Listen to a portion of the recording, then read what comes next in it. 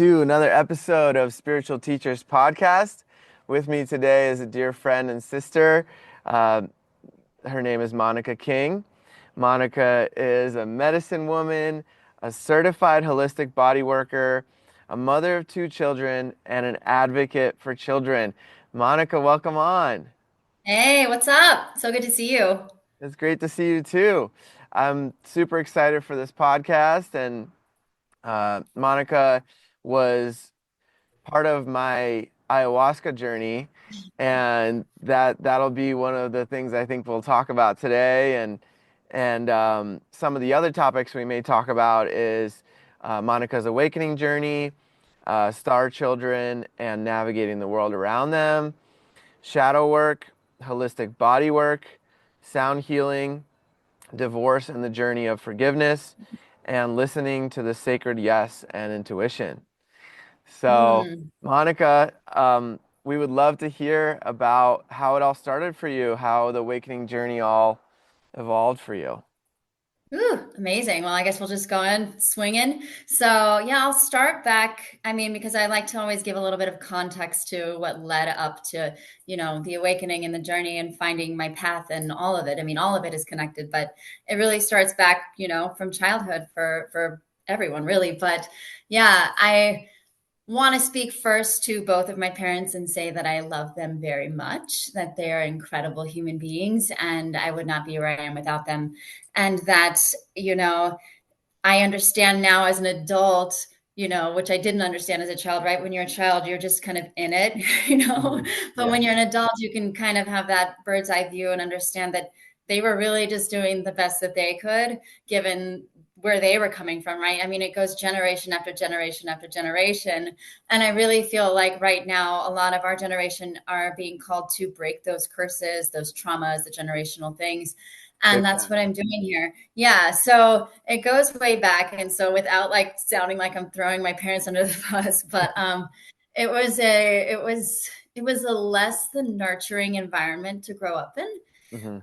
My mother, we come from my whole entire family really like alcoholics, addicts, that kind of thing. My mother and father were right there too.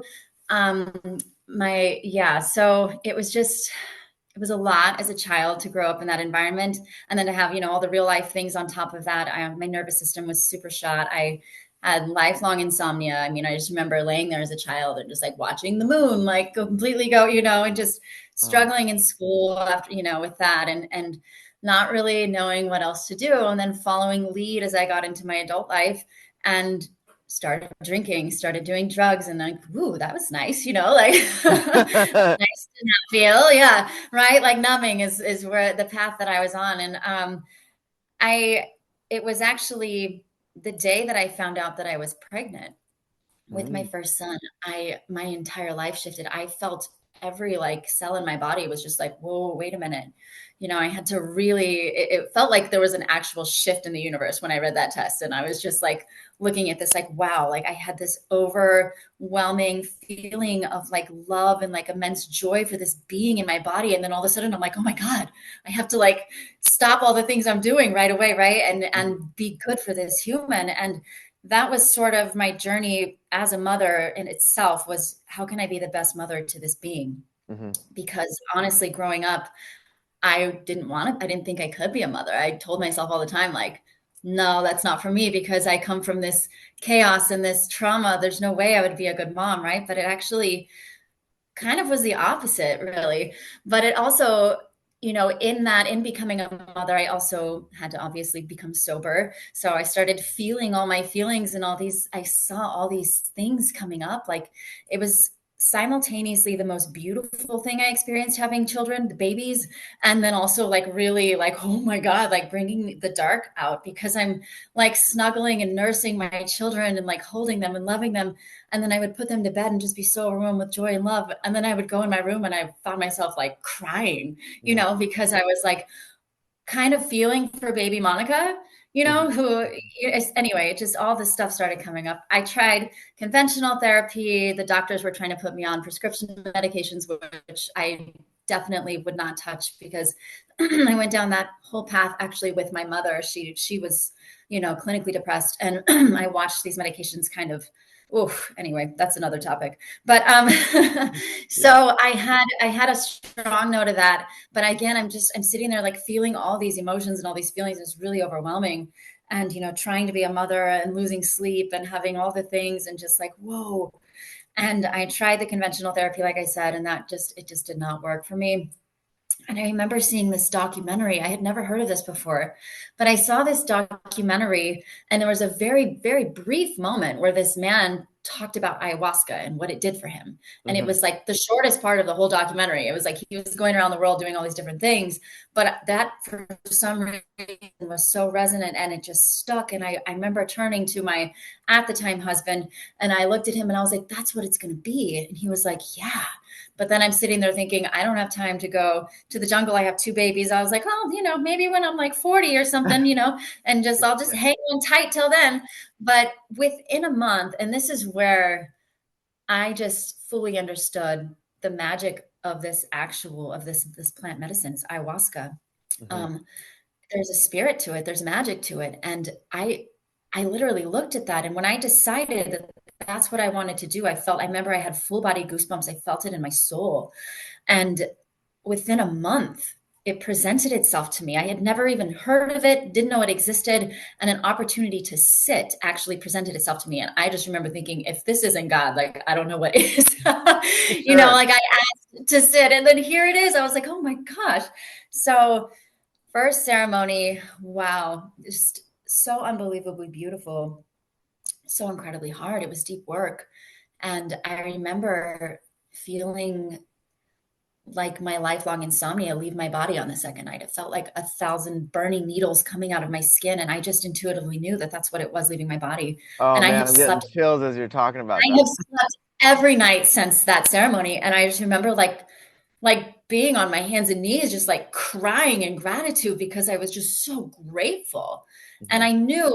I knew in that moment that I was crying and I was so grateful. I was like, there's more work to be done, right? For some reason in my head, I had this thought that I'd go to one ayahuasca ceremony. That's it. I'll be done. I'll be good. I'll be healed and everything will be great. And my life will go on. But no, I got called to this medicine very quickly. I knew in my heart that this was where I was supposed to be and that I was Hmm. going to be doing some deep work in this space. And that's kind of what kicked off like a lot of things in my life. Everything changed, everything transformed. And yeah, just here now. Now I'm talking about it in a podcast. For sure, for sure. So now looking back at it, you've had over 100 ceremonies, right? So, yes. And that's not for everybody. I just want to like put some emphasis on that. This medicine very much called me in, and I became of service in the space in a way that was very beautiful, very healing for me. And it was a beautiful work. And yes, when did we sit? Was it like 5, 6 years ago now? It was right, right in the heart of COVID, I think, in 2020. Yeah, 5 years Yeah. ago. So, yeah, I was sat, I don't sit as much anymore. I was sitting, working in the space for a while. I don't feel it's called anymore. But yeah, I've sat in, I kind of lost count. And I remember it was like I was counting every ceremony. And then when I got to about the upper 60s, I kind of was like, oh no, I don't remember the number. Oh my gosh, I have to. And then I was like, who cares? Right, Like right. it doesn't matter. Actually, it really doesn't matter. But I remember like up until that point, like every ceremony, it was so important to know what number I was on. And now I'm like, Yeah. yeah, I could guess close to 100-ish ceremonies, yes, that I've sat in. So Yeah, yeah, that's powerful. I mean, so you were called to be like a guardian in the space, right? yeah. Hmm. I was doing a lot of things in the space, but yes, Guardian was one of them. Yeah, taking care of all the people that I love in the space, and it was a beautiful, beautiful experience for sure. Yeah, and for those people that don't know, ayahuasca is a plant medicine from the jungle, from the Amazon, traditionally in Peru, Colombia, Brazil. Those are the main three countries, I believe, right? Yeah, And it is an entheogen, so it has different effects on every person, and it's a really for those ready, it's a really powerful way to look at those shadows that you were mentioning and to really dive into those deeper aspects of self. and then there's this opening that for some people happens. It seems like when a lot of that dark shadow work is cleared out, it can happen in different ways. There's different purges that happen for people, right? Yeah. Oh, there's all different ways to purge in ayahuasca. Yeah, Absolutely. yeah, and Yeah. and yeah. I mean, for me, uh, it was the first ceremony was all about because I did 2 nights in a row, and those were the only 2 times I've sat, and you were at both of them. And I remember, I don't know if you remember this, but there was, for me, the medicine came on really quickly the second night. And it Mhm. was to the point where there was a song that the shaman was playing. And it was like a song that was catered to, like, by doctors and different things, where they were specifically creating different binaural beats and different sounds depending on Yeah. where the medicine was in the hypothalamus and the pituitary, when it was where it was supposed to be traveling in the body, right? But Right. I was doing a lot of Kundalini yoga at the time, and it like hit me instantly. I was the first one to purge in the room, and I was just in it right away. And I remember uh, how I opened my eyes and after I purged, and I just saw the speakers releasing subtitles into the air. So That's right. yeah, I could see I remember you all telling the me. Yeah. subconscious programming coming out of the speaker of this specific song. And I remember Yeah. being like, whoa, this is not okay. I don't consent to all this programming. It was all really negative stuff. I don't remember what exactly it said now. I had written some of it down in my journal, but it was really intense, like really negative stuff coming out. And Mm. I remember saying, like, out loud, like, I don't consent to this. I don't want to, this is not okay. And so the shaman was like, you can't be, you can't be screaming out like that, you know? And he took me outside, and very shortly afterwards, you came out with one of the other guardians. And I remember, like, feeling what you were experiencing, and it was really deep, and you were doing some really deep, like, healing of the planet, it felt like.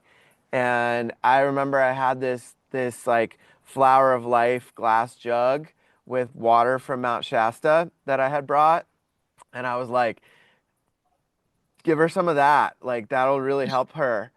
And I remember one of my buddies went and got it and gave it to you, and um, it seemed like later on you expressed that after we talked after the ceremony, you were like, that really helped me. So it So was much. I was sitting there like, I need water. I need water. And I was so afraid to ask for water. And then yeah, it was amazing. it was really interesting because it was like I could feel in that space what you were, like, needing, and what was, like, what would help you, you know? Yeah. And it was like it was really interesting because I didn't feel that with other people in the ceremony, at least Mm. not at that moment. And maybe it's because we both came out outside at the same time, whatever it Yeah. was, but it was like that soul recognition too. Like, I had known you in previous lifetimes, and No, we had for sure. done certain, work together back then. And so it was really powerful to witness you. It was like you were, like, on the earth and just, like, praying for the earth and sending healing energy to the planet. It was really, really beautiful. Yeah. Do you It was a remember that? really Yeah, it was a really, really wild ceremony for me. I remember telling, I was like, please make it stop. I was like, I'm never drinking ayahuasca ever again. I was like, what? Fuck this. Like, so what happened was I got hit with everybody's stuff all at once. I felt it all come into my body, just one after the other. And I was like sitting there and I was like, and I was so overwhelmed. I was like, "Oh my God, it was too much," and I didn't know what to do with it. And she tried taking me to like different places. This beautiful woman just like walking me around, and I'm like, "No, this isn't it. Like, that's not it." And then there was this spot on the earth, and I was like, "Right here." And I don't know what it was, but it was like I was like, "It has to be right here." And I sat on the earth, and she's like, "Are you sure you want to sit there?" I found out later it's because I was sitting on like a mountain of ants, but I know, but that's where I wanted to sit. So I sat there and I remember all the energy. What I found out, I remember feeling so very big and so very small all in the same moment, in that space where I was taking all of everybody's stuff that they couldn't handle. And then I was putting it into the earth. And while I was putting that energy into the earth, I had to ground, I had to put my hands onto the earth. While I was healing that, it was simultaneously healing me and healing the earth all at the same time. And I was just like, holy shit, like this is bigger than me. This is bigger than like, like this is a collective. So when you're sitting there saying you're feeling like the telepathic things, it's like because ayahuasca really helps show us that we are one. You Hmm. will literally feel what other people are feeling in the space. You will purge for them if they can't handle it. Like I did all of that work for so long. And it's a really beautiful space to do that work collectively and to heal for the ascension and the healing of our planet. So it's yeah, it was a magical ceremony. I remember I was like, I'm never doing it again. And then by the end of the night, I was holding my cup like, could you please give me some more, please? Now I know what to do. So I never missed the second cup or the third Yeah. Yeah, anymore. Yeah, that was, I just wanted to share that piece because that part for me was really profound. And I remember for any type of medicine, any plant medicine, intention is everything, you know? yeah, yeah, And for me, the first night, um, I my intention was to love myself and to love all of myself and to see where I wasn't loving myself. yeah. And what I remember thinking, um, like let's see, like please show me where I don't love myself, like to the medicine, right? And I remember it showed me like somebody on the sidewalk, like a homeless person that had completely like lost their mind, had gone, you know, it, the best way like it in those, at that time was like if somebody went crazy, right? Like that version of myself was like I had a lot of fear around that and I didn't have any love for myself if I were to go into that space. And it was really interesting because it was I went into that space. The medicine took me and I literally lost my mind. Like not I was just like in this state of joy and bliss, but like I didn't care about anyone around me. I didn't care about anything going on. It was just like this bliss. It felt I was just like nothing else mattered but like this joy I was feeling, right? And I remember seeing in my brain, like looking into my brain and watching my like I was in like I was stuck in a maze inside my Yeah. mind. And I Mm, remember there was a moment where I remembered that I was on the medicine and I was like, find the path of least resistance, create it, right? And I remember creating this path from, there was no way out of the maze, but I created one, like the path of least resistance out. And I even drew it in my journal. And and then as I created that way out, I was like, okay, now I know how to relate to these people that mm, are mm. in that space. And now Wow. I can fully love myself in that space. Oh, And it was like really profound. And that that night, it just like there was a cat that came over to me, like a living cat.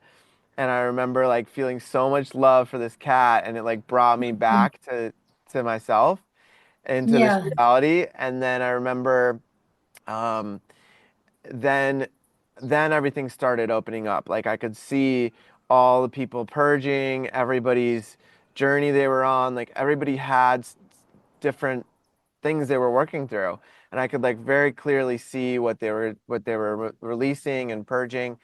And then the second night was the night that I just mentioned with giving you the water. And that night was the intention was different. It was like, how can I like be of service and love the whole world and everyone? And that was profound because it took me into this space at one point where I could like see the planet as like at nighttime, like everything was black, and then these lights started coming on of like these like elders and these people that were holding down the frequency of the planet, and that were Wow. like enlightened beings, and they popped up, and I remember Muji's voice was playing through the music, and he was one of those, and I connected with him telepathically. So it'll be hopefully I get to meet him in person in this lifetime. He's Yeah. for those that don't know, he's um, like a spiritual teacher, a guru that has an ashram in Portugal, and he's Mm. of Jamaican descent and has like dreadlocks, and he's an older gentleman and really calm, very like centered all the time. And yeah, he came through, and yeah, it was really beautiful. And then I was able to telepathically connect to my dog and like different people I loved in my life. But Yeah. like to rewind it, the the beginning of it all was like clearing and purging and forgiving my ex-girlfriend at the Mhm. time, and like releasing all I was able to feel everything that she felt in all Mhm. those moments when she would be upset, and like things that I would do just being me, not intending to trigger or activate her, but just like seeing her experience and all that, and Right. like for like crying so much, and like clearing and like asking for forgiveness, and finding forgiveness for myself, and all that really opened up the rest of the experiences. So Right. yeah, I would love to hear what were some of your most profound journeys or Ooh. most profound like takeaways. I know there's a lot, but like Okay. any that Well, come to mind. yeah, I mean, let me start by saying, anyone listening, like when you're talking about these types of medicines and stuff, it's really hard to put into words. Like, we can talk about, oh, I telepathically connected with my dog, but like, unless you're there and you're like feeling that telepathic connection, it's kind of hard to understand. So, For sure. one person's journey can set you right. Like, I remember I turned into my dog in a ceremony. I was like, what the heck? But it was like really compassionate, beautiful experience. And like this medicine, it will do exactly that to you. It will show you connection. You're literally feeling, there's so much empathy and just feeling what others would feel. And that's where you kind of want to take this medicine and like shout it from the mountaintops and just everybody drink, but at the same time, again, not for everybody. But it's a powerful, beautiful medicine. And I have a lot of experiences. I've like no two ceremonies the same. If anyone's ever, sat as often as I was sitting, but the base actually of the majority of my ceremonies, it always seemed to be centered around the children around the planet. I was also shown a globe, and mine was not as beautiful as your experience. Mine was very dark. I was shown areas, it was color coded from like yellow it was green to yellow to orange to red being the most abuse, green being none. And there were hardly any spots covering the planet where there were green. And it was where children were being abused, sexually abused, um, where they were just hurting, where there was pain. And I could see this level covering our planet. And it was very early on in my ayahuasca journey that this map, this globe came to me. And I decided in that moment, like, I need to spend all of my work here praying for this and healing this. And I did a lot of my work, a lot of purging, every hape, every prayer. Let's heal the children around the planet. Like it was constant. And That's eventually, beautiful. I know, eventually, like it's deep work. I mean, I would literally be sitting there and have to like feel what a single person like had gone through, a child, and like the what it did to their bodies, what it did to their souls and their spirits. And I was just like, oh my gosh. And it gets even more wild. I won't get into all the details of like my life personally and the things that I've experienced, but a lot of the things leading through the ceremonies surrounding the children and then experiences here in the 3D world as well have really lit a fire under me into what I'll be wanting to like create for my life, this lifetime on this planet. And I really, really, I have some ideas going. I'm not going to talk too much about because when you talk about your ideas, but they're not quite there yet, I don't really want to do that. But that's been the most profound experience so far, that I could take from this journey, as seeing all of that and feeling all of that and really getting to like experience that trauma and that pain, and then having my own as well. I have my own trauma, Hmm. and it's been a beautiful way to navigate this planet here, because I really do feel like sexual abuse in particular is something that really gets swept under the rug, or it gets just kind of like, gosh, here we go. It get this is a deep subject for me. It's one of those things where people also feel that they can't talk about, right? Hmm. I had a situation. It was actually recent. It was just over in December. I was at a client's house, and it was in a situation that felt really uncomfortable for me. Hmm. It felt dangerous. My body didn't feel safe. And this person was trying to convince me that, like, you're not in a relationship. I'm not in a relationship. We should just, and I was just like, I felt very stuck. I felt very scared. And in that moment, I had a moment where I was like, maybe if I just give in to this, it won't be so bad. And Mm. that's when I realized why I was there. Because at first I was like, why am I here? And then I realized it was to receive that download, that if I would have done that, then I would have been complacent in it. But my heart and soul still would have been going through that trauma. And this is what happens actually with a lot of children and things like that, where, the groomer or the predator is kind of, you know, hey, like, we should do this. And it doesn't always have to be a violent story, and most of the time it's actually not. But then when that child is complacent, then they hold guilt and shame, and they're not able to talk about it because they think that it's their fault, Hmm. right?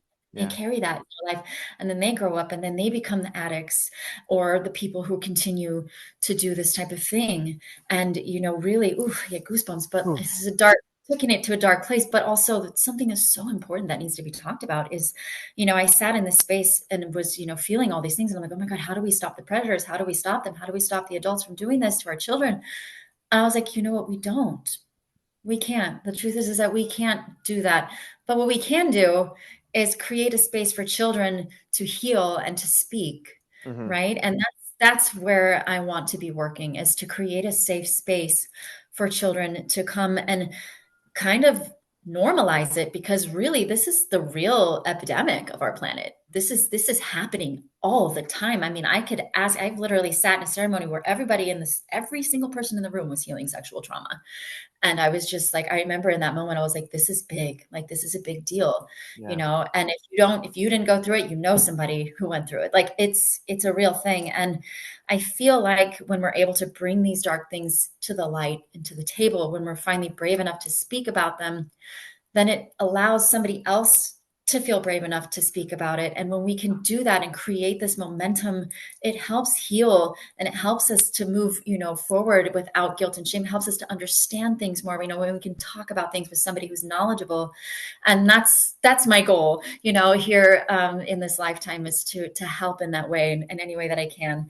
And That's yeah, it's just really that's that's a really big mission, and it's really really beautiful because it's a huge it's a huge business. It's a huge like that there's so much of this happening around the world, yeah, and it's all quote unquote underground. And like I yeah, I remember reading some statistics, like there's billions and billions of dollars in that yeah. particular. Industry, but even worse, like, it's happening in our schools, in our churches, in our dojos, and Yeah. where the children go Yeah. is kind of where the predators tend to magnetize towards, and it's just what it is. And I, from a personal experience, also witnessed something that lit a fire in me. I watched something happen to somebody that I love, and because this child would not speak to authorities and give every detail, they let it go. And they won't do anything about it. Oh, wow. So it's like these things don't even get reported. So it's like the numbers are way high, but they're so much higher than they're even, and it's unfortunate the way our school systems are and the way everything is being run right now is not really working in favor of our children. Yeah. Yeah. But yeah, it's a big mission, like you said. It's a really big mission. And I also think that it just takes somebody brave enough to step up and be like, hey, let's do this. And I really could feel that there would be just an army of parents behind me, like For sure. to help this. Everybody wants to be able to drop their child off and know that their kid is safe, and For there should sure. be, yeah, and not every predator is going to be, a registered sex offender. They can do background checks, but I feel like we need better protocols. If somebody's going to be working around our children, like we need somebody on campus who is like in depth able to really, speak to this person and see how they are and psychologically. And I don't know, I'm sure there will be leaks and stuff, but it's like we've got to do better. Whatever it is, we've got to do better. Yeah, I just saw an image in my mind of like having some sort of counseling or a group at different schools, or like after school, like Yeah. something like that would be really transformational and really powerful. Even if it's just, starting it out with the parents, like meeting with the parents and being like, okay, we want to start this thing and we want to, really create a safe space Yeah. for the kids and then for the parents to also Yes. share and Yeah. express and Mm. I think that would be really, really powerful. I mean, It's there's very there's a lot of ways to go about it, but something like Yeah. that where Yeah, I have a like lot of ideas. normalizing it, right? Exactly. Normalizing it, being like, oh my gosh, let's talk about this because we need to. And yeah, and also educating parents, right? Educating parents like signs to look for and things to look for because children, like I said, they don't come to you with this stuff. It's very rare if it ever even happens. I think like the age was something like it's really high before people even want to come out and talk about this stuff that has happened to them, and unless you're going to therapy and your therapist kind of like knows, like you're not really able to express it. And so, yeah, teaching parents, things to look for, ways to talk to your children, and, just they give you like little cues. They give you little signs with little things that they say or things that they do, like, mom, please don't send me to school today. Okay, let's drop in with this child and, what's going on, Hmm. you know, and why don't you want to go to school today? Right. If it's not that, it's bullying, but it's like there's something going on in your child's life instead of being like, no, Charlie, you tie your shoes. We're getting on the bus. We're going to school right now. Like, let's drop in with our kids more. Let's really like come down to their level because they have a lot going on today, like so Mm. much more than we did, right? I feel Yeah. like there's like, yeah, it's social media and I just, all the things. I'm so glad that we didn't have to deal with. I know. I know. Nowadays, I feel like you have to like bribe your kids to go outside, and for us, it was like we really had to be like pulled back in, like. Hmm. Right. So it's shifted. We're in a different time, and we're trying to navigate new things. So yeah, to educate parents and in this new way of living and try to like coexist in a more balanced way, I think is really important. With your two children now, uh, being like almost teenagers, are you um, are you noticing that bullying and things like that are better than when we were growing up? Because when I was growing up, it was pretty rampant. No, um, my son actually. Oof, I wasn't going to talk about this, but I took them out of the last school that they were at. It was really bad actually. My youngest, and there's no reason for him to be bullied. He's like the coolest, most He's such a beautiful. cool kid. He's so dope. And I'm like, what is happening? And but what what I had to have this conversation with my kids over and over, like, don't put yourself around these people. And let's understand that that person that's bullying you is probably being bullied at home, Right. right? And so like to have the compassion and to recognize that, hey, these are my boundaries. I'm not going to put myself around this human being and like know that it's not me, it's Hmm. not personal. This has to do with them.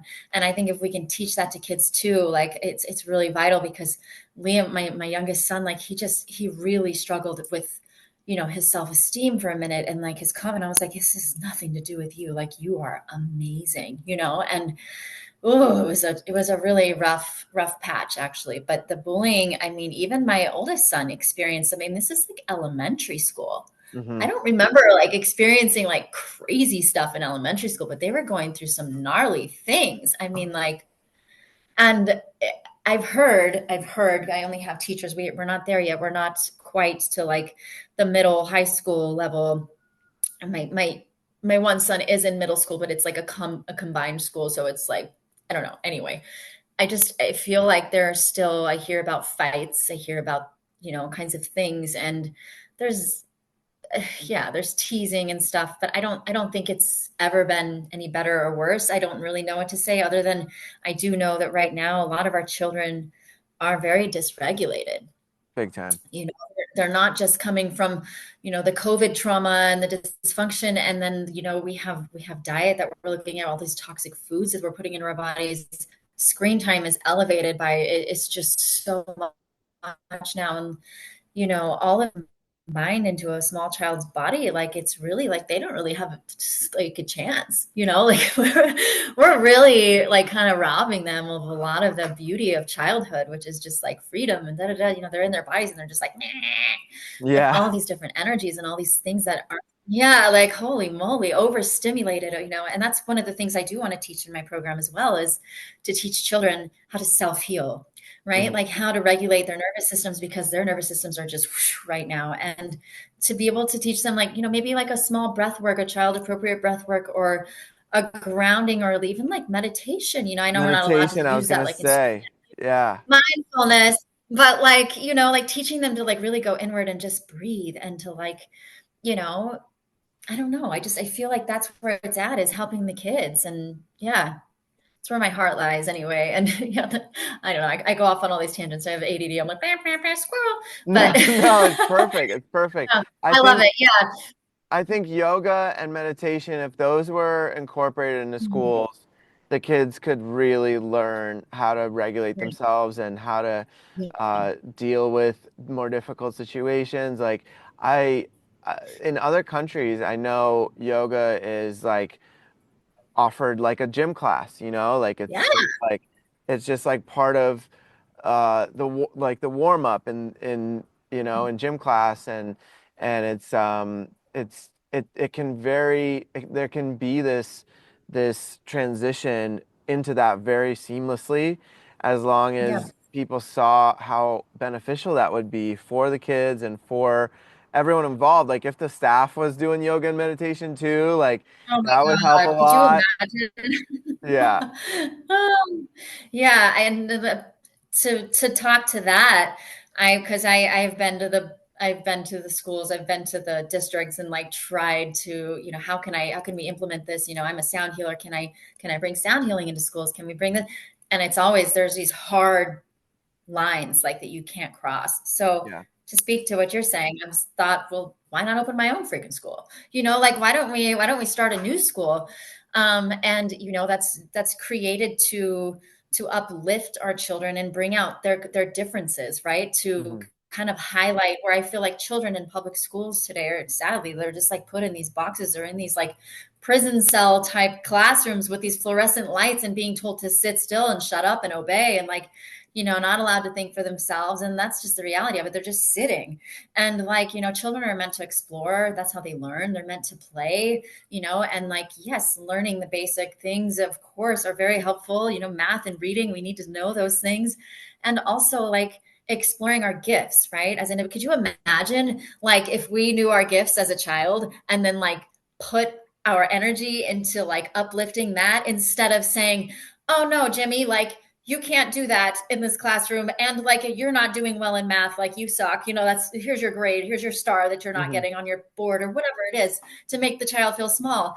And instead, like, we should be focusing on their gifts, right? Not every child is going to be good at math. It's just how it is, and Right. there's so many gifts that we're compressing because of that. So imagine a school where we could really do that and like find, people who were intelligent enough to like recognize the gifts in children and then like work with them to really become like a powerful human being. For I don't sure. know. That's Yeah. just my fantasy love dream of this. I would love that for this Well, planet, this yeah, life. well, on a positive note, there are schools that are doing There are. this, like Yeah, the Montessori Montessori is schools. like Yes, they're like so beautiful. yeah, and then there's that the one that was founded in Germany. I forget the name of it, where they like do a lot of crafts and nature, and they Right. like Yeah, build. they're just the outdoor schools. I see that they're Mhm. so inspiring. And it's like, and like, I feel like you have to really be super wealthy to attend a lot of these schools, and I don't know how to balance all that out. But like, I mean, it would be cool to just build something or to just have something where even if it's like an after school thing, like you were saying, like a place that children could go and express and just kind of be and yeah. Yeah, I mean, it would be amazing to like have like Reiki masters come in and like Oh my God, yeah. tune kids, Like I remember as a kid, for me, uh, this was actually one of my part of my practice was to tune into the gifts that I had as a kid and to Mm. really remember what I was super like passionate about and really into. Like one thing I would do naturally was I would go up to trees and animals and just start doing Reiki on them. And Oh, wow. I didn't know what it was. I remember feeling the warmth in my hands going up to the big tree on the playground. I remember like the animals would really love it. I was always really connected to nature and to the animals. And then, so then when I found Reiki and found what it was called, I was like, I've been doing this forever. And so Right. those kind of gifts, and then like something as simple as like origami. I was super into origami Right. as a Oh my God, kid. I love that. Yeah, and like recently I've reconnected with that because for me it's so meditative, like to fold the perfect lines and to there's something to it. It's just very nourishing for my mind and my soul. And then like those kind of things like honing in on what those gifts, because there's so many star children here and coming Oh in yeah. still, and they're so tapped in, and they're so like they're some of them are having such a hard time navigating through all these external stimulations and simulations and AI and Yes.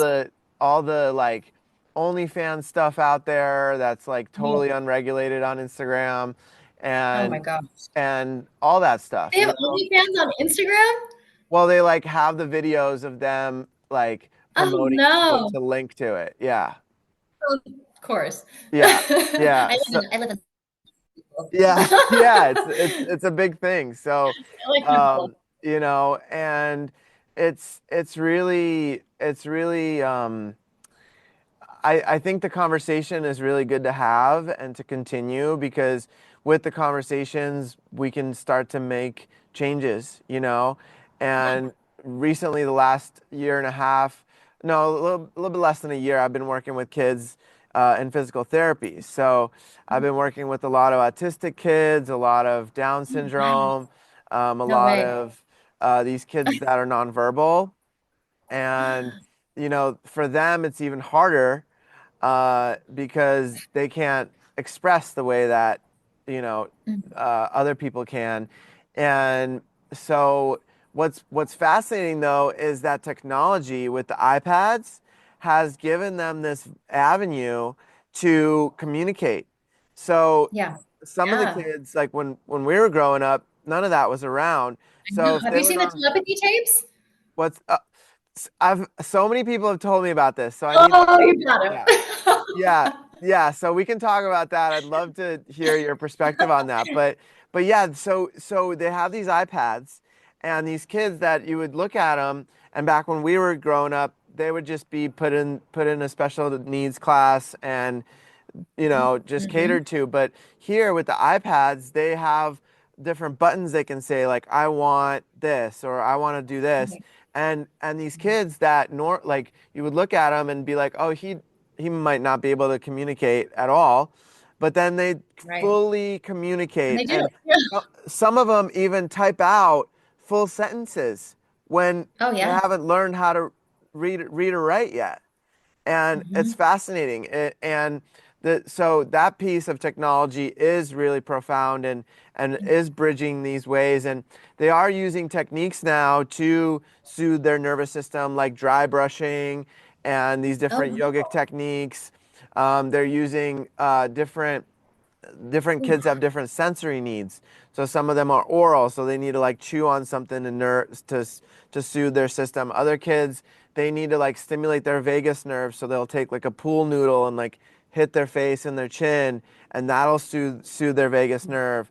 Other kids, they need like the movement, like the bouncing on a trampoline, or like that they call it deep pressure, like hugging a ball, or like they're really looking for that connection, that like Hmm. hug, that deep Right. that deep like heart to heart feel. Mm. And maybe their parents aren't able to provide that for them all the time, Right. um, Right. or much at all. So then there's these other ways to give them that, and there's like weighted vests that they can wear that also gives them that deep pressure.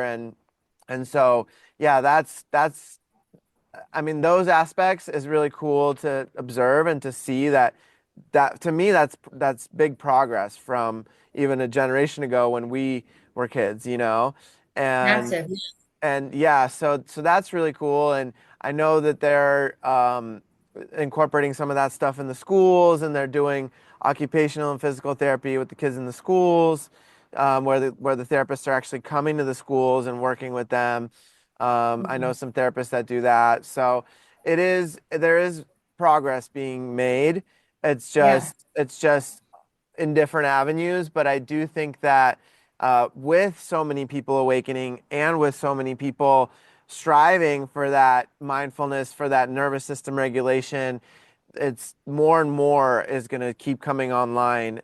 The more we talk about it, the more we request it, and the Yeah. more people like yourself come into these councils, the school council, and make those kind of votes and things like that. That's going to really start to make an impact. So, for me, my vision is when I get a piece of land with some friends in Costa Rica, we're going to start a school for the kids that are Oh. living on the land, where it will be very nature oriented, where you can Mhm. apprentice with adults on the land, like maybe somebody's a shoemaker or a silversmith, or like a healer, and these kids can apprentice and learn from them. And Yeah. I feel like those kind of things are just gonna.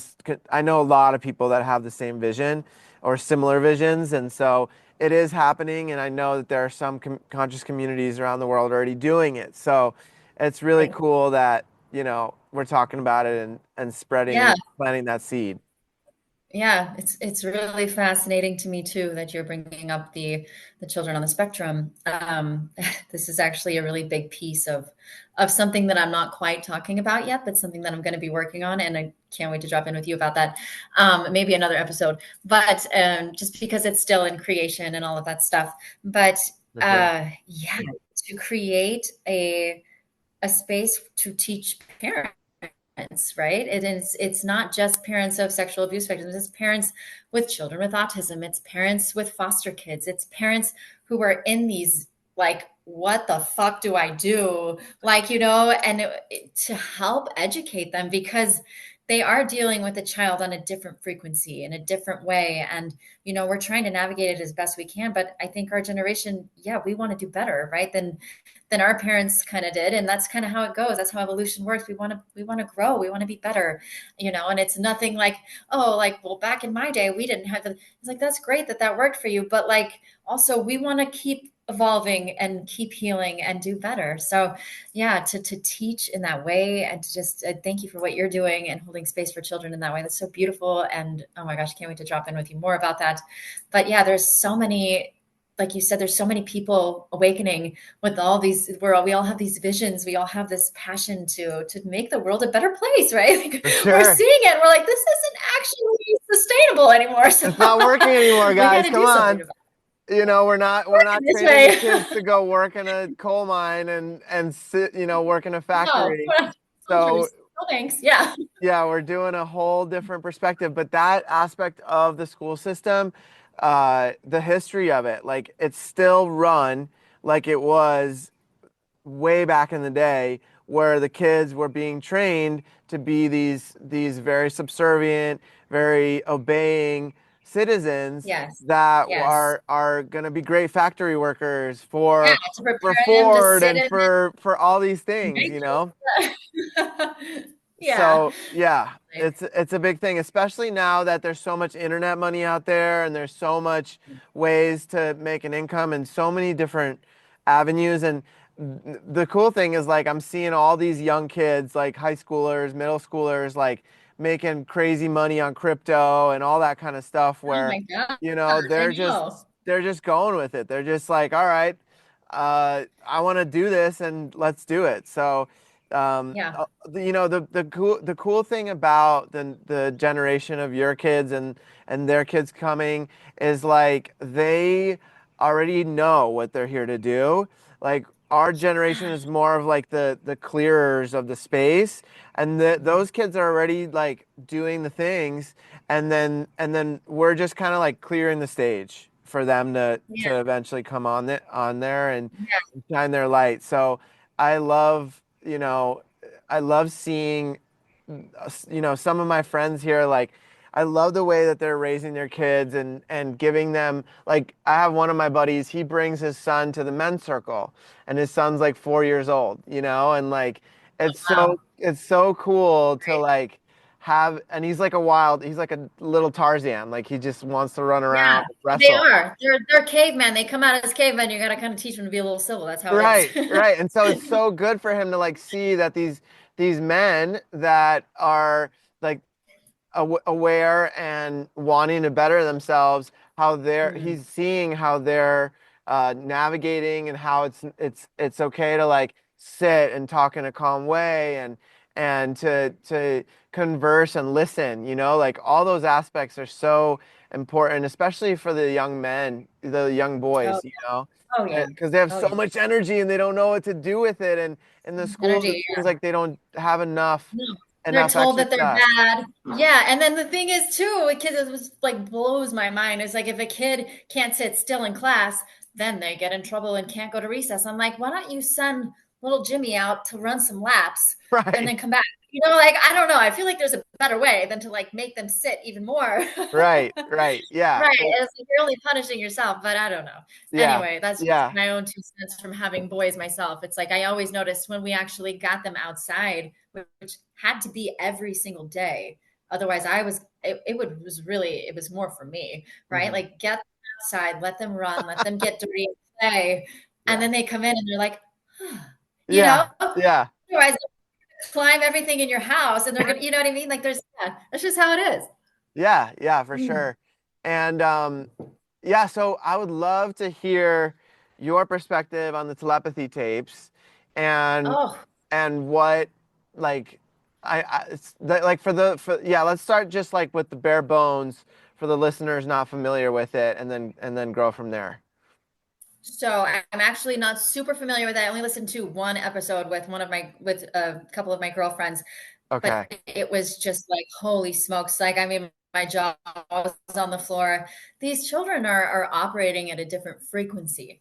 And, a lot of society has looked at somebody with autism or on the spectrum as maybe like down here, when really they're like up here. Big Like time. their brains are just operating different frequency. And like, so again, like I was talking about the schools, to be able to like tap into like their gifts, and to like see this, you find the ways that soothe them. Yes.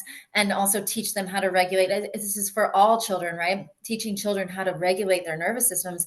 And, it's mind blowing to me that these children, they were actually able to like to communicate telepathically and like I won't get too much into it because, like I said, I only listened to the one episode, and but it was really beautiful to hear that, there were ways that they were able to start communicating. Like you were saying, they were using like the iPads and the things, and they were communicating these full things, and these parents were just like in tears because they had no idea, Hmm. all of this like lived inside their child. And, Hmm. I personally have a friend.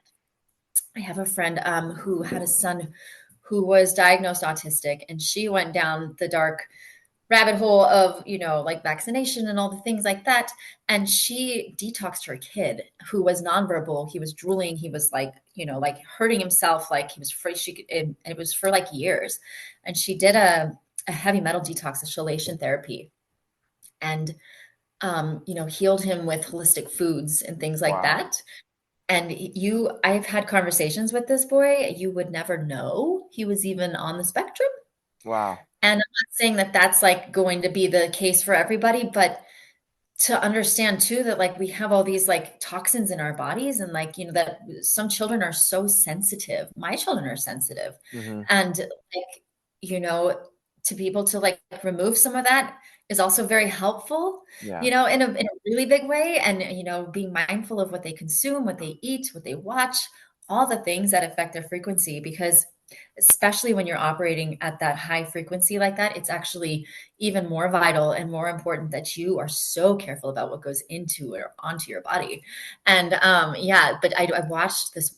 Okay, so we we're talking about how the parents would really benefit from being educated on ways Yeah, to help the kids and how to absolutely. navigate. And yeah, so the in the telepathy tapes, what were they actually, they were talking about this actual telepathy that the kids were Yeah, having, right? they were actually weren't using the technology. I mean, they were able to communicate with the technology, but in the tapes and in the findings, they were like studies from, I don't remember when they were from, but like what I gathered was that they were actually tapping into their children's like ESP gifts, like psychic abilities and things like that, which these children are operating at such a high frequency that that's what they have. Hmm. And yeah, so again, I would love to dive into it more. I don't know as much about it as I would like to know, but it was super fascinating to me.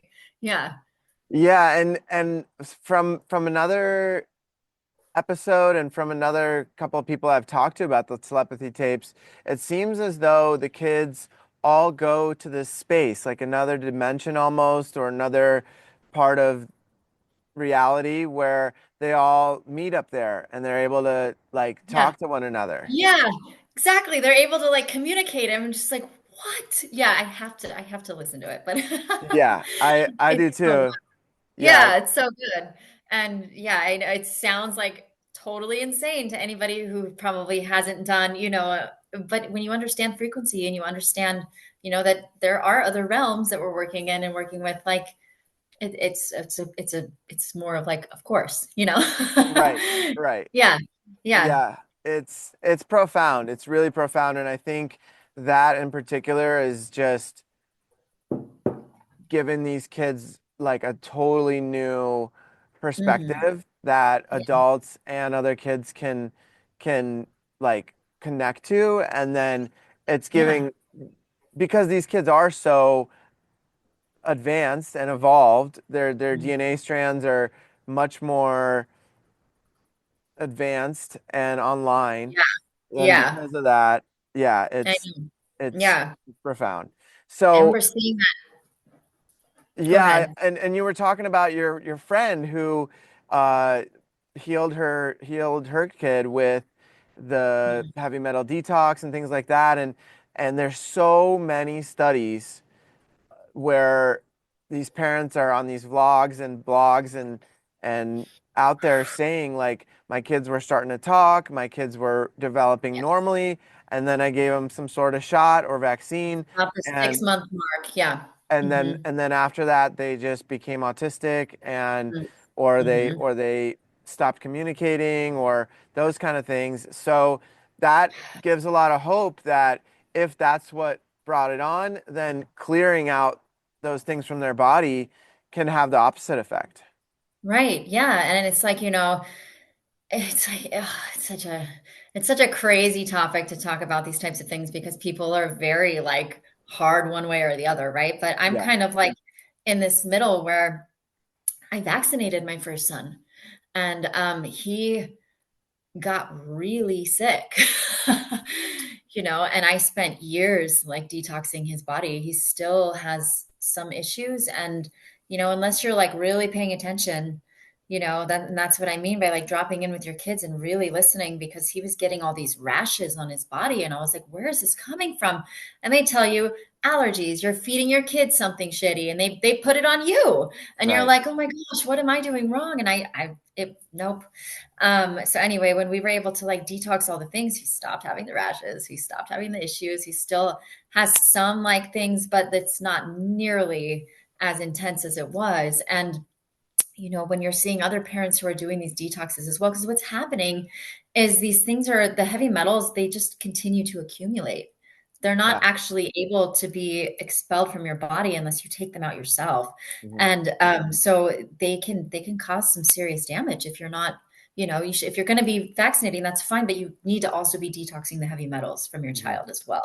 So that's like my 2 cents on it. And just, yeah, I won't get too much into that topic because that's a whole can of worms to, For sure, for sure. but, Well, but yeah, yeah, it's it makes me think about when I was a kid and they made us have certain shots for school. yeah, And I remember always, like not always, but often getting sick with like a continuous sinus infection, like all the oh, time as a kid. absolutely. And I remember I would have these random allergies. Like I remember I started getting allergic to bananas and lemons and like things that I like shouldn't be allergies. Like None of that is fucking normal. That's the r- thing. All these things are like normalized. And I'm like, no, your child should not be allergic to bananas. Like, right, right. And no. I remember like feeling like there's something really off with this. And I never Mhm. made the connection like until later in my life. But when I was in college, I did a detox myself by just running and sweating every day for like a couple of years. And Yeah, by doing that, like 30 minutes on the elliptical every day, I cleared out all my allergies. that's amazing. And Yeah, you and can clean, they you can do all it. went away. And Mhm. I mean, except for like certain Right. pharmaceuticals, I still get a rash. Right. But what the rash is, for people, you know, may not realize is that the rash is the body trying to clear and remove that from the lymphatic system. Expelling all the toxins. Yeah. Uh-huh. And so if there's some sort of rash, it's the body trying to clear something. And thank God Mm. now I've found all these different plant medicines, and like combo has been a huge one for me to Yeah. clear out a lot, which is like a frog poison that you put um, onto a little burn on your skin, It's a and frog secretion. Yeah. It's beautiful plant medicine. it's beautiful. Warrior Yeah, medicine. really Yeah. intense most of the time, but it Yeah. also can be it clears out a lot.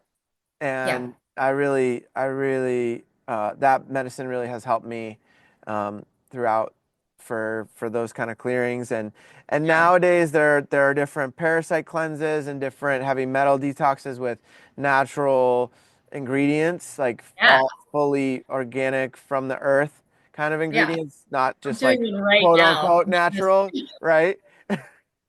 Yeah. I'm on a parasite cleanse right now. It is wow. Yeah, Yeah. I'm doing one It's now too, and I know, it's that's right. Yeah. yeah, it's really changing a lot for me. I'm getting more energy back. Same. I feel way better. I feel way Yeah. better. Yeah. Me And too. Ready. it's profound. It's really profound how, you know, there are there is hope and there is ways to come back from these things. And Absolutely. yeah, one of the people Touch that from I anything. really admire is Dr. Sebi. Do you know about Okay. him? I don't. Oh man, he's worth looking up. He's already passed away, but Mm. he was kind of going against all the pharmaceuticals. He was like treating and healing HIV. He was Yep. treating Lyme and healing Lyme's disease, AIDS, all these crazy viruses and different things in society that are supposedly uncurable. Yeah, yeah, they're deemed as like, oh, well, you're stuck with it. And yeah, no, I've witnessed this as well. Like in the community that we're in the plant medicine world, you're watching people heal these things, these autoimmune things, these, these crazy ailments that we're told, like you said, are not treatable, and Mhm. they're healing them. Yeah, yeah, and I Really even, answers the I mean, question. it's profound. I have an episode with my buddy Jeremiah where he completely healed his OCD Oh, yeah. I with I had OCD as well. yeah, he completely healed it with plant medicine with I did um, too. iboga and Oh, yeah, that's a yeah, powerful one. yeah, and I mean it that episode was really interesting to hear his story and to see how he navigated through that because it's things that we don't think about as being able to be healed and treated completely from us. They medicate you, right? And it's like the thing about medication is there are some people, yes, who probably really need it. They have the imbalances and stuff, but majority of the people being put on these medications, it's like you're driving your car and your oil light comes on, right? And instead of getting your oil changed, you're like, you know what? I'm just going to snip the wire to my oil light. And now the light's off, so my brain feels better. But like what's happening underneath is actually much more detrimental, Hmm. right? You're not actually taking care of it and it's just festering and getting worse. And I watched this happen with my mother. I watched her go from like this beautiful being to just having like the light sucked out of her. And she tried to take her life a few times. And I know it was the medication because it wasn't her. It was never her. And like just we read about the things happening in our schools and all the majority of the time these people doing these things they're medicated and they're on these medications and they're really affecting us in a way that we have to really step back and say, okay, hey, hold on a minute. Hmm. Like let's look at this again. Let's come at this from a different, perspective maybe, or try something else because this doesn't seem to be helping everybody in Hmm. the way that it's, you know.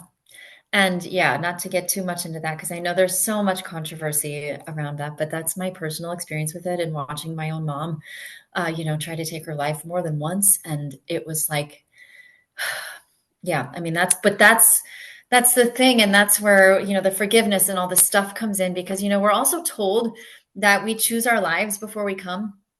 And I remember growing up, I used to hold a lot of anger towards my mother. She would drink all the time and she would take these medications and she was just like, ugh, like it was really challenging growing up with her. There was a lot of abuse there and a lot of neglect and just a lot of things. And she was just like barely hanging on though, right? Like she's holding on for dear life. And, so when I grew up and I understood that this is, she chose to do all of this so that I could choose differently on my path. And I Exactly. really strongly, firmly believe that. I think that she chose this life and like hell on earth to be trapped in this way so that I could see that and step back and be like, you know what? I'm going to heal that shit. I'm here to break that. This we're done with this. This is Hmm. not working for our generation. It's not working for my family line anymore. And yeah, I don't want to do that anymore. So yeah. But yeah, that's where a lot of the forgiveness came for me. It was just realizing that my parents were really just doing, they were doing the hard work. Yeah. Really hard work. And, and that I'm here to break the pattern, which is also hard work. And Hmm. so that way our children can have a better life, and like I said, it's evolution. We want to be better. We want to continue to grow. For sure. For sure. Yeah. And it also makes me uh, think about a different topic, which maybe you can speak on in that space of the ayahuasca and it kind of ties in some of these things where in moments of trauma and in moments of really intense stress um, and these kind of things the soul can like leave the body in those moments, especially sexual trauma and things like that. And then it opens up this this like little energy for entities to come and Mhm. attach. Yes. And so, you know, even like different medications, they all carry a spirit with them. Yes. And Thank you. and I had and so literally. I'm really curious on your experience with that, with seeing, sitting in so many ayahuasca journeys and like seeing different people clearing these things from them. And like I know when I sat, I could see these dark beings sitting See them behind too. people. Yeah. Yeah. I could see them in it, even not in a ceremony. I've been pretty tapped in since I was like a child. Mhm. I've seen things and just been like, what's wrong with me? Like I had no idea. Now that I'm in this world, I know that that's just my frequency and part of my gift, actually. But I was at my mom's house, actually, and I was laying on the couch, and this was before I did medicine, and I was, insomniac, and she gave me one of her sleeping pills. And I was like, well, I guess I'll try it because it was like my third night of not sleeping. And so I tried it, and in that evening, I literally saw this dark being like across the room. And I was like, oh my gosh, like I'm awake and I'm aware, but I was like half in this like dream state because of this medication. And then like I would like try to go to bed and I would open my eyes and it was like a little bit closer. And I was like, oh my gosh. And I was like, what is happening? And so then I start going into that super low vibration where I'm like panicking, full of fear and all the things. And then it's like in my face. And I saw its face. I saw like it's like it was an entity that I just was like, wow, this is real and this is like here. And I know that it was part of like that medication and like that lower frequency and that vibration. And I was like kind of like pulling that in. And I think that when I was drinking a lot of alcohol as well, like that's the same type of thing. You're allowing yourself to open up to these darker entities and these spirits that are like sucking onto like these low vibrational, beings because they like don't have anywhere else to go. And yeah, I'm super grateful. That's one of the more things I'm really grateful for is kind of clearing all of that on my journey, but also being witness to other me watching these things. It's like it's magical. It's so healing, and like to watch these things fall away and to watch people continue to raise in their vibration where these things can't actually like attach to you anymore is very freeing, very beautiful place to be. Yeah, yeah. I love that you mentioned that because during that second night of my ayahuasca journey, I remember being in such an ecstatic place of unconditional love that Mhm. like I could feel that like I couldn't see any of those entities anymore, and it was just this like overwhelming love that like nothing could permeate. And Yeah. Yeah.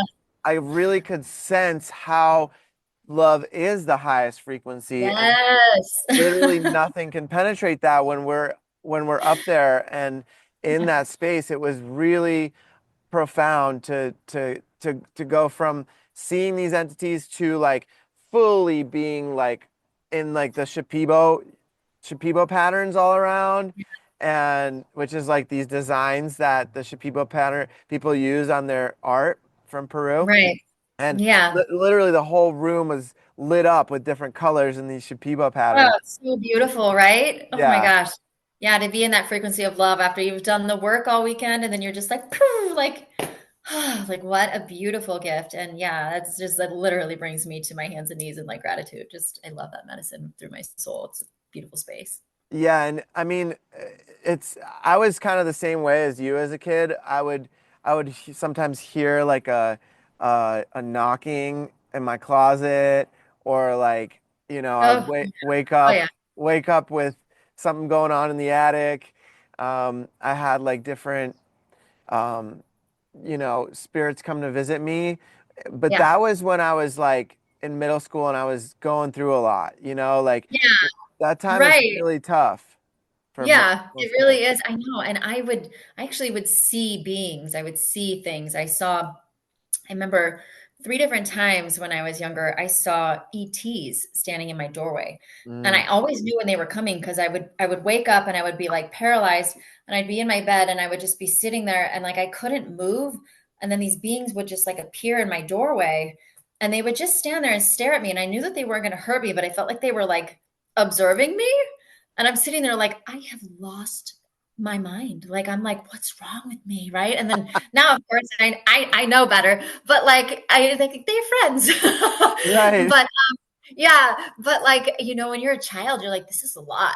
And I remember seeing like different spirits and like things like that. That's remember when we went into the room after the ceremony, I was like, there's something here. And that was like the Yeah. first time I had experienced that since I was a child, because you kind of turn it off, right? Hmm. Like we have if we don't tap into our gifts and like understand them, then we go into the fear and we turn it off. And so that was the first time actually I had opened that back up, since I was a child, was when we were there. And I was like, there's a woman here. She was like, she was really trying to communicate something, but I was like my first time. So I was like, I don't know what to like, this is scary. Now I'd be like, what's your name? Yeah. Where you at? What do you need? What's going How on? can I help Yeah. you? How can I help you?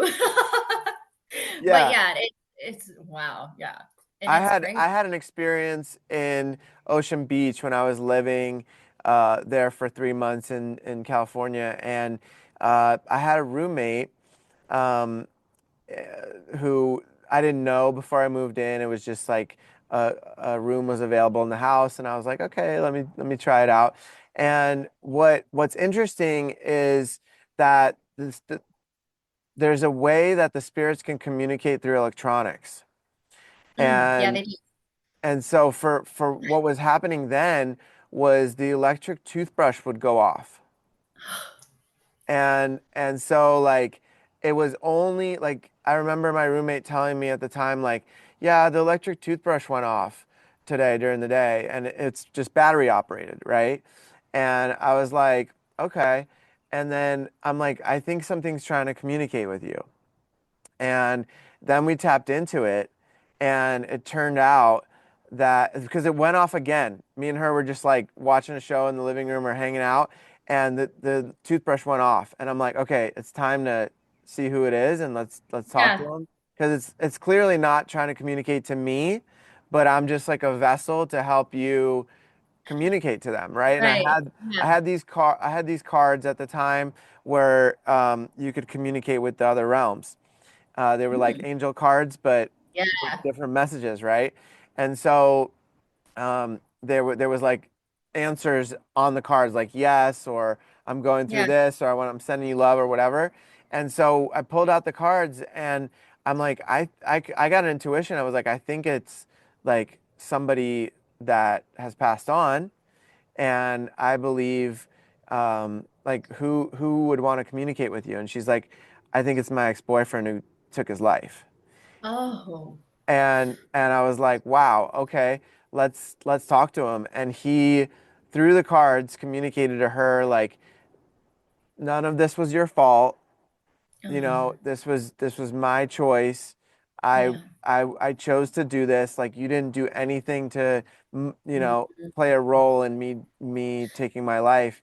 And it was like really liberating for her and Yeah. really profound because after that the toothbrush stopped going off and she had a very Something. emotional release and was able to clear that. And Mm. um, so that was really profound. And so on the like opposite spectrum though, when we open up to these gifts, other really high and it all depends on our vibration. So when my Yes. vibration went up around my awakening, I actually was able to connect and actually visually see my guardian angel.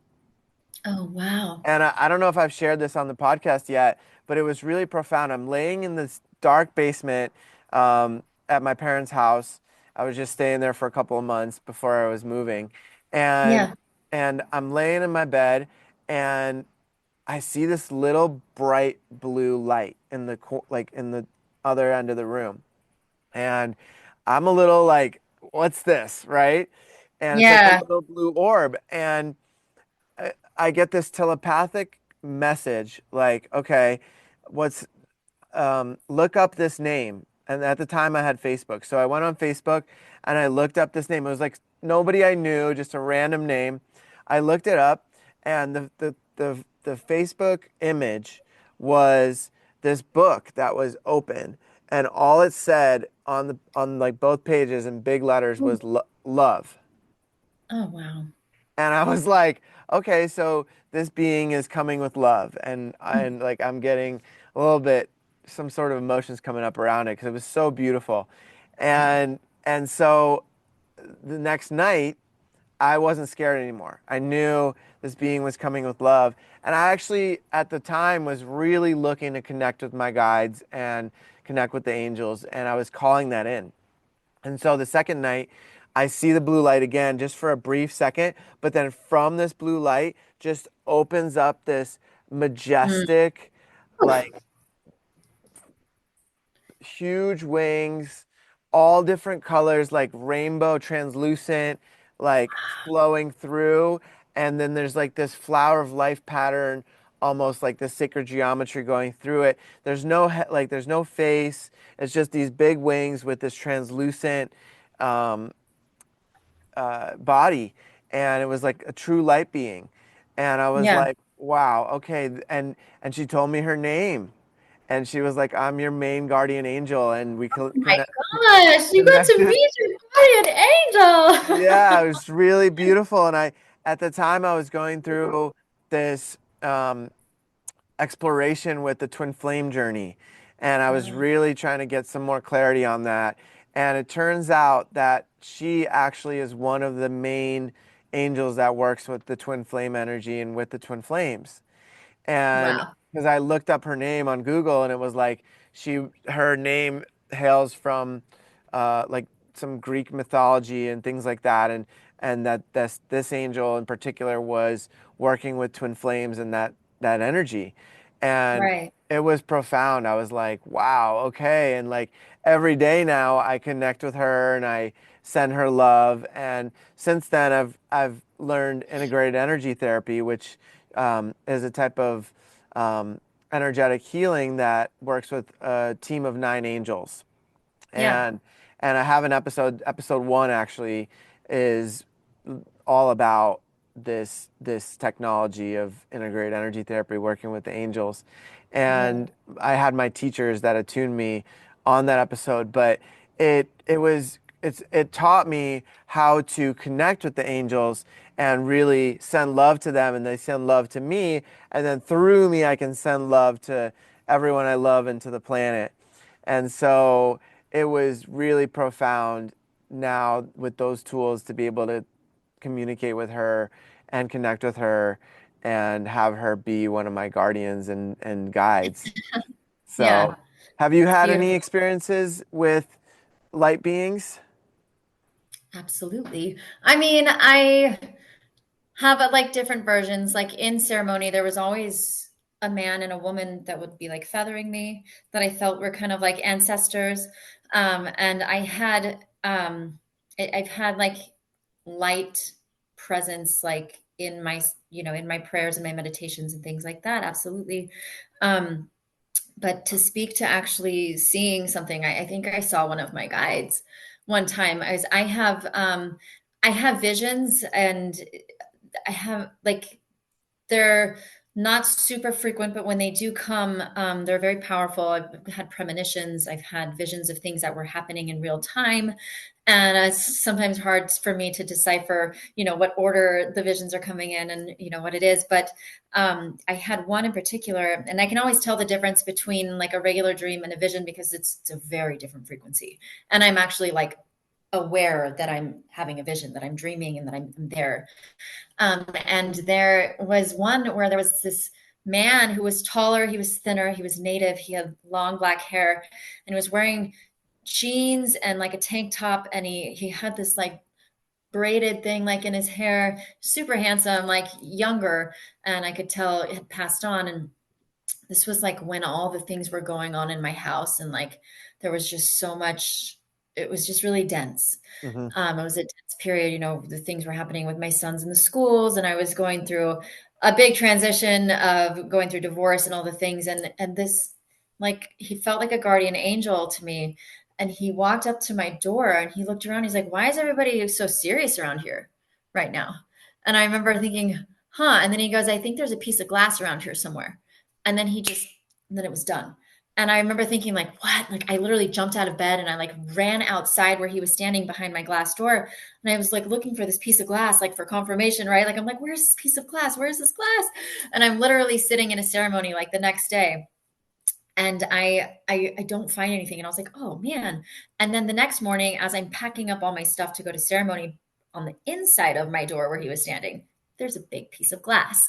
Oh, And wow. I was like, "Holy shit." Like it's I'm just I don't know. Like anyway, I feel so loved all the time. Like all the things that happen to us in this life, even the things that like rip us open and feel so hard. It's like everything, you're always like held in so much love by your angels and your guides.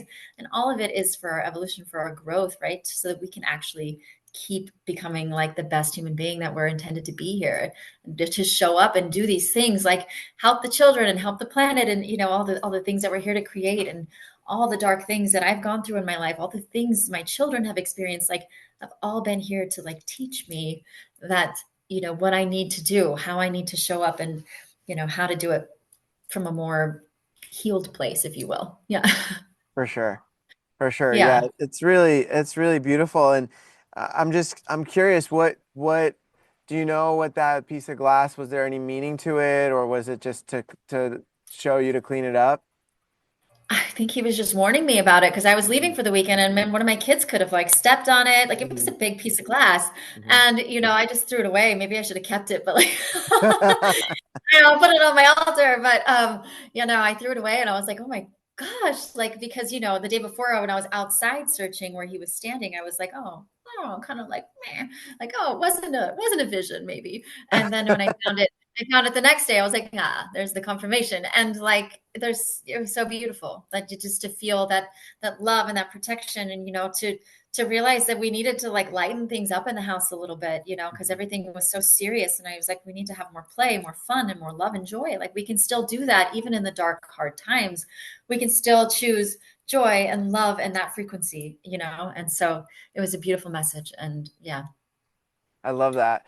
Yeah. What So I'm really curious, and for maybe people that are trying to differentiate between a dream and a vision, could Mm. you speak a little bit into that? Like, I know you mentioned it's a different frequency, but is there any way to, like, for me, I'll just give a quick example. I've had visions like just randomly throughout my day. Yeah. I'll like one time was back in 2017. I was um, just working on a patient in physical therapy, and it just like hit me. It was like time didn't exist. And I just saw this like timeline of my child that hasn't come into this reality yet, but Yeah. I saw this vision of him, and the life that he was going to have, and what he was going to look like, and all these things, and it was kind of like time stood still. I saw this like whole um, timeline of his life and what he was going to be doing for the earth. And then I kind of just but it lasted like a couple of seconds in reality, but Right. it was like this whole journey I went on in a matter of seconds.